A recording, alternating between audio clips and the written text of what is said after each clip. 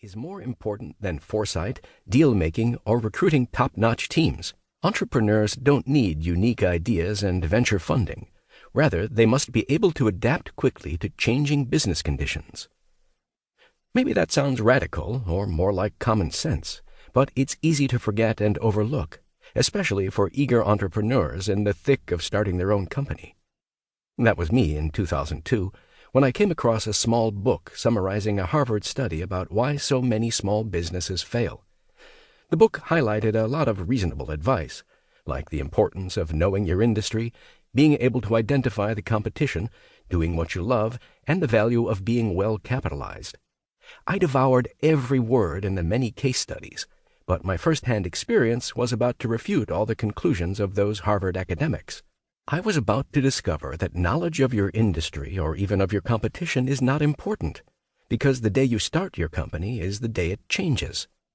I was also about to learn that companies don't succeed because you are doing what you love or even what you are good at. Yes, being well capitalized is essential, but the amount of money you start with doesn't make the defining difference either. A few weeks after I read the Harvard book, I had the privilege of meeting with George Rathman, who Forbes magazine once called the Bill Gates of biotechnology. Dr. Rathman was chairman of a company called Scepter, and he wanted to hire me as VP of Commercial Development. I had already had my winning idea, but I was struggling to raise the necessary capital. Over dinner, and purely out of curiosity, Rathman asked about my company, and when I started to wax lyrical about my business plan and why its structure would give my startup a better chance of survival, he held up a hand to silence me. He said, "You do not know what business you are in until you get into the business. Just get started and adapt from there."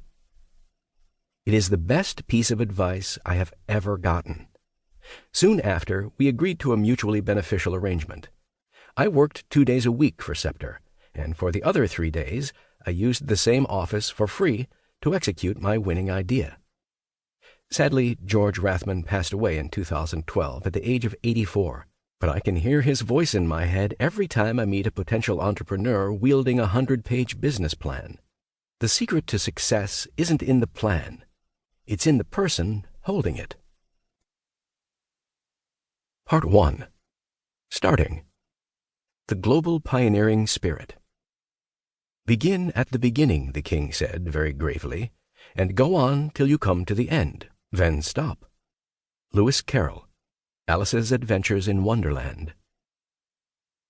Are you tempted to withdraw your savings, staple a resignation note to your boss's forehead, and walk away from the corporate world forever? Does the thought of never having to sit through another one of those dumb company meetings, you know the ones, where everything that can be said has been said, but not everyone around the table has said it yet, make you tizzy with excitement? Or perhaps you have been postponing your dream of starting your own business, maybe for decades as you focused on other priorities like raising a family, and find that you don't want to postpone it any longer?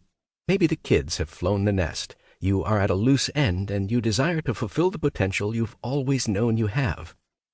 If so, you are not alone. Every month in America, more than 500,000 people start a company, the majority being unregistered single-person ventures, with 69% of all startups beginning at home.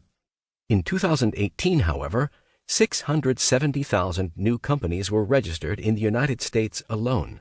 Women are majority owners of 40% of all the registered companies. Various studies conclude between 25 and 45%.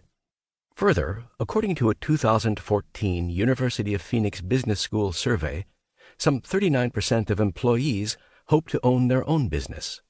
Contrary to what many in the media would have us believe, the statistics clearly show that the pioneer spirit in America is alive and well. These are happy statistics that fill us with hope for the American dream. Or maybe running one's own business is a universal dream.